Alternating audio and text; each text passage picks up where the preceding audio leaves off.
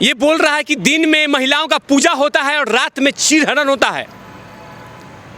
तुझे पता नहीं है वीरदास कि जो रेप करता है या दुष्कर्म करता है उसके कोई जाति धर्म नहीं होता है, उसका सिर्फ एक ही धर्म होता है, वो है सजा, फांसी, जेल, उसका वो होता है। लेकिन तुम्हें क्या पता है? तुम्हें छोटा सा ताली के लिए, थोड़ा सा माल के लिए तुमने धर्म को ही नीचे डाल दिया, तुमने धर्म को ही नीचे डाल दिया और लगे ताली का गड़गड़ाहट लेने।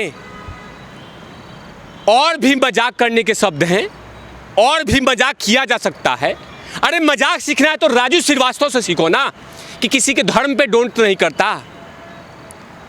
लेकिन हाँ, ताली की गड़गड़ाहट चाहिए, थोड़ा सा माल चाहिए तो सस्ता माल फूंक लो और इस तरह की भाषा बोलो। और अब जब कार्रवाई का डर हो रहा है तो बोल रहा है कि हमने ऐसा कोई बयान नहीं दिया था। अच्छा, हमने बयान नहीं दिया था, पूरा दुनिया ने देखा था कि तुमने भाषा का किस भाषा का इस्तेमाल किया था।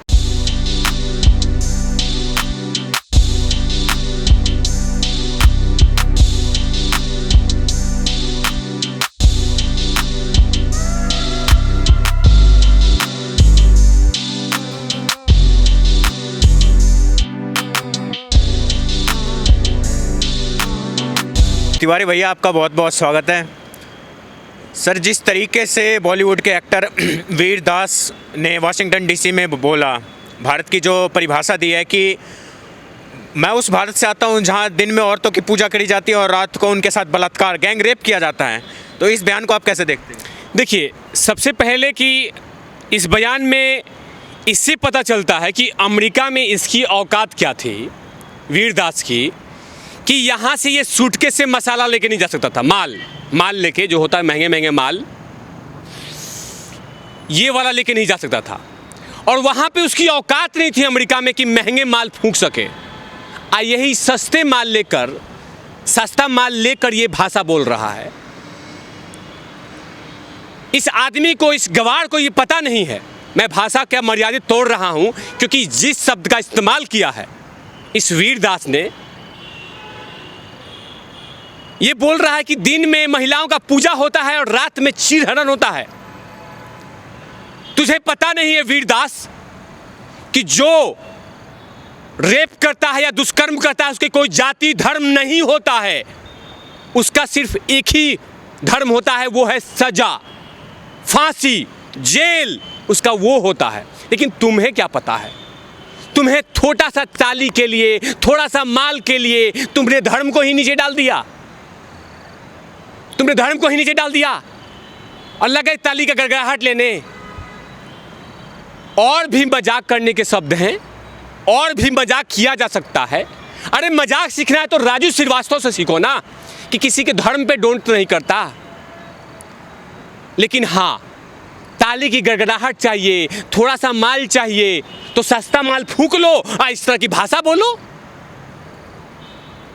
और अब जब कार्रवाई का डर हो रहा है तो बोल रहा है कि हमने ऐसा कोई बयान नहीं दिया था। अच्छा, हमने बयान नहीं दिया था, पूरा दुनिया ने देखा था कि तुमने भाषा का किस भाषा का इस्तेमाल किया था और आपने महिलाओं का अपमान किया है। और याद रखिए, एक वाकया बताता हूं कि ये वीरदास जो है, ये पहला ऐसा कांड नहीं किया है। एक बार दिल्ली के प्रांगण में, दिल्ली के धरती पे, स्टेज शो पे डॉक्टर अब्दुल कलाम जी के बारे में कुछ कहने वाला था कि जनता जनार्दन ने जूता मारा, भाग यहां से, भाग। वीरदास को जूता मारने के लिए बोला, भाग यहां से। तो रुका कि नहीं नहीं नहीं नहीं, अब्दुल कलाम जी के ऊपर में टोंट करने वाला था ये। मतलब सोचिए कि कितना गिर सकता है ये आदमी। यही ये वीरदास है जिसने मायावती जी पे, आप मायावती जी के नीतियों पे सवाल खड़ा कर सकते हैं, लेकिन मायावती जी के बारे में अपशब्द कहा था कि मायावती जी का आवाज़ जो है वो पेंगुइन जैसा है।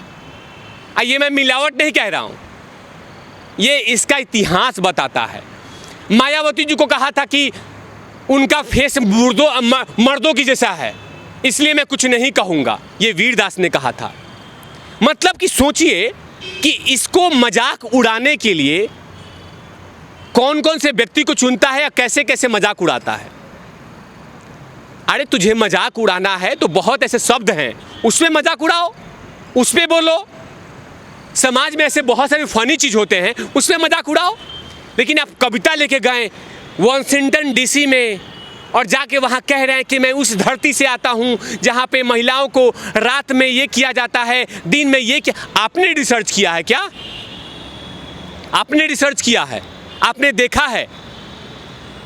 सभी व्यक्ति लोग बोलते हैं कि जो दुष्कर्मी होता है उसका कोई धर्म नहीं होता, कोई जात नहीं होता। लेकिन हाँ, तुम्हें कुछ सूटकेस के लिए, ताली की गड़गड़ाहट के लिए तुमने धर्म पे ही सवाल खड़ा कर दिया।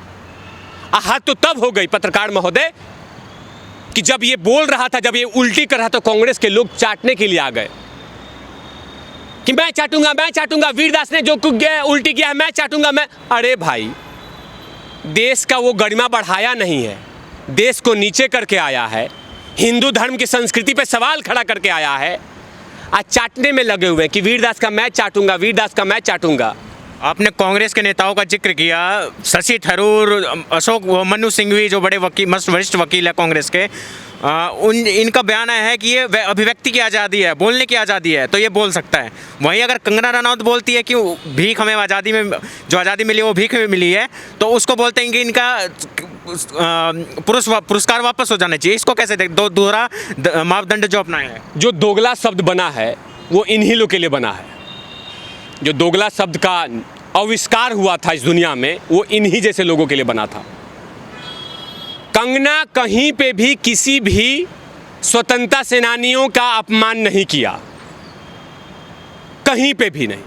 वो जग गई है इसलिए इनको दिक्कत हो रही है। वो अगर ड्रग्स लेते लेते मर जाती, खत्म हो जाती, तो इनको खुशी होती। लेकिन कंगना इसको इसलिए चुभती है कि वो सच बोलती है, सच दिखाती है, सच सामने रखती है, तो इनको दर्द शुरू होता है। शशि थरूर के बारे में क्या बोलेंगे? शशि थरूर की बातें नहीं करनी चाहिए। वो बिन पैंदे के लोटे हैं, बैंगन हैं थाली के। थाली जो होता है स्टील का, उसके बैंगन रख दीजिए, गोल वाला बैंगन, कहीं भी लेके चलेंगे तो वो एक जगह टिक नहीं सकता। बैंगन है वो, बैंगन। शशि थरूर का यही बयान है। इनके जितना लिस्ट निकालेंगे ना, तो उतना इन्होंने किताब नहीं लिखा जितना अनर्गल बयान दे चुके हैं। कभी भगवान शिव पे बोल चुके हैं, कभी शिवलिंग पे बोल चुके हैं, कभी नरेंद्र मोदी पे बोल चुके हैं, कभी देश की संस्कृति पे बोल चुके हैं। शशि थरूर मतलब थाली का ब्लू वाला बैंगन, नीला वाला जो बैंगन होता है बड़ा वाला, जिसमें बिहार में हम लोग चोखा वोखा बनाते हैं, वो शशि थरूर हैं। अब जब बोलने की आज़ादी तो मुझे भी आज़ादी है ना, मैं भी बोलूँगा। मैं उसको बैंगन बोल रहा हूँ, जो उखाड़ना उखाड़ लेना शशि थरूर।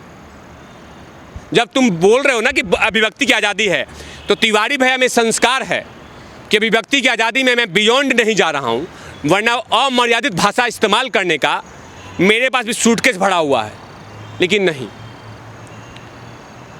आप देश को नीचा दिखाने के लिए वीरदास का इसलिए समर्थन ये तमाम लोग कर रहे हैं कि उसने नरेंद्र मोदी पे भी टोंट किया है, इसीलिए चाट रहे हैं। जो व्यक्ति नरेंद्र मोदी पे एक लांछन लगा दे, नीचा दिखा दे, वो उनके लिए चहेता हो जाए, अच्छी बात है। नरेंद्र मोदी का विवेचन होना चाहिए, उसके बारे में उसके काम का विश्लेषण होना चाहिए।